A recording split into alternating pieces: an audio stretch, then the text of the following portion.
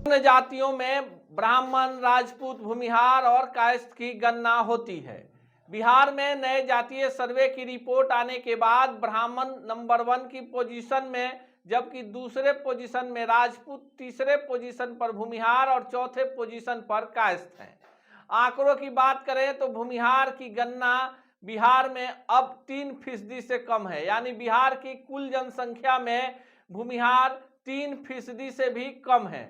बावजूद इसके भूमिहारों के राजनीति में सक्रियता को देखते हुए इन्हें दरकिनार नहीं किया जा सकता है। नमस्कार, मेरा नाम अनूप नारायण सिंह है और आप बिहार टॉक के डिजिटल प्लेटफॉर्म को देख रहे हैं। बिहार में अपर कास्ट के पॉलिटिक्स में भले ही नए सर्वे में भूमिहारों की तादाद 3% से कम हो, पर सबसे एग्रेसिव जाति के रूप में भूमिहार माने जाते हैं। यही कारण है कि बिहार के मौजूदा राजनीतिक हालात में भूमिहारों को लेकर तमाम पार्टियों ने लॉलीपॉप थमा रखा है। भाजपा में जहां डॉक्टर सीपी ठाकुर से लेकर विजय सिन्हा तक बड़े चेहरे हैं, वहीं राजद में भी अनंत सिंह से लेकर कार्तिक मास्टर और अजय कुमार सिंह जैसे चेहरे हैं। जदयू ने तो अपने राष्ट्रीय अध्यक्ष का पद ही भूमिहार समुदाय से आने वाले राजीव रंजन सिंह उर्फ ललन सिंह को दे रखा है। नीरज कुमार जैसे तेज तर्रार प्रवक्ता और पार्टी के एमएलसी भी इसी कड़ी में हैं। कांग्रेस ने भी अपने प्रदेश अध्यक्ष की कमान जो है भूमिहार समुदाय से आने वाले डॉक्टर अखिलेश कुमार सिंह को दे रखा है। डॉक्टर अखिलेश कुमार सिंह पहले कांग्रेस में थे, फिर राजद में रहे और केंद्र में मंत्री रहे। वर्तमान में राज्यसभा के सांसद हैं और कांग्रेस के प्रदेश अध्यक्ष हैं। इन तमाम पार्टियों से इतर अगर हम लोजपा की भी बात करें तो वहां भी हुलास पांडे जैसे बड़े चेहरे हैं।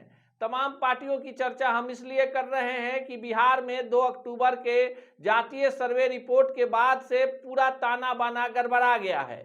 बिहार में सबसे ज्यादा स्वर्ण वोटरों में एग्रेसिव और लड़ाका जाति के रूप में भूमिहारों की गणना होती है। अब संख्या 3% से कम हो जाने के बाद यह संभावना जताई जा रही थी कि भूमिहारों के पर कतर दिए जाएंगे राजनीतिक रूप से, यानी जितनी भागीदारी मांगी जाती थी अब संख्या के बल पर मिलेगा। लेकिन इस वीडियो में हम आपको बता रहे हैं कि ऐसा कुछ नहीं होने वाला है। जो परिस्थितियां हैं उसमें तमाम पार्टियां जानती है कि यही एक समुदाय है कि जिसके साथ जाता है गोलबंद होकर रहता है। यही कारण है कि भाजपा से लेकर राजद, राजद से लेकर जदयू और तमाम पार्टियां भूमिहार बहुल इलाकों में जो अब तक माने जाते हैं वहां से भूमिहार कैंडिडेट की तलाश में ही है। भाजपा ने पहले ही स्पष्ट कर रखा है कि जो जहां जिस रूप में है उसमें कोई तब्दीली नहीं होनी है। ऐसे में बेगूसराय, नवादा जैसी सीटें भूमिहार उम्मीदवारों के खाते में जाएंगी, इसमें कोई किंतु परंतु नहीं है। साथ ही साथ जहानाबाद, मुंगेर जैसी सीटें भी सहयोगियों को दी जाएंगी। डिमांड अब वैशाली से भूमिहार उम्मीदवार देने की हो रही है। साथ ही साथ आपको बता दें कि बीजेपी से इतर कांग्रेस भी इस बार मोतिहारी से डॉक्टर अखिलेश सिंह के रूप में भूमिहार उम्मीदवार ही उतारेगी। महाराजगंज से सच्चिदानंद राय का चुनाव लड़ना निश्चित है। इन्होंने निर्दलीय चुनाव एमएलसी का जीता है सारण से। महाराजगंज में राजपूत वोटरों के बाद दूसरे नंबर पर भूमिहार वोटर हैं। सच्चिदानंद राय का अपना एक अलग इमेज है और काफी ज्यादा लोगों पर पकड़ भी है। माना जाता है कि फंड के मामले में सब पर अखंड है सच्चिदानंद राय। यही कारण है कि जनसुराज में होते हुए भी इनके लिए भाजपा की भी चर्चा चल रही है।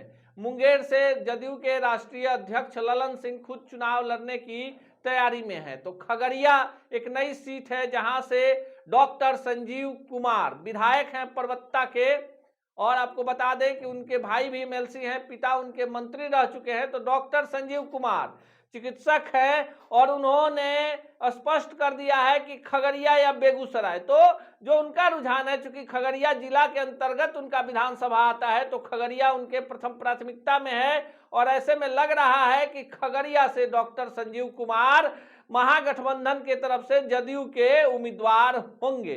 खगड़िया, बेगूसराय, नवादा, मुंगेर के बाद जो जिन सीटों की हम चर्चा कर रहे हैं, तो पहली सीट खगड़िया, दूसरी बेगूसराय, तीसरा नवादा, चौथा मुंगेर, पांचवा जहानाबाद। ये 5 सीटें एक दूसरे से कनेक्ट है।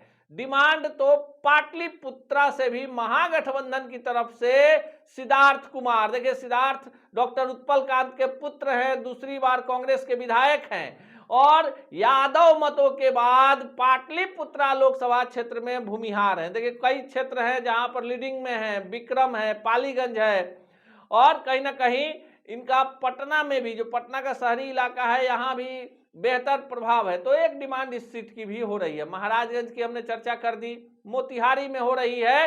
तो इस पूरे वीडियो में हम आपको ये बताने जा रहे हैं कि क्यों संख्या बल कम होने के बाद भूमिहारों का रुतबा बिहार की राजनीति में कम होने का नाम नहीं ले रहा है। इसी बीच एक शिगुफा, एक सोशल मीडिया पर एक अफवाह उड़ाई गई कि बिहार में 3% से कम संख्या होने के बावजूद भूमिहारों के पास 39%, लगभग 40% जमीन है।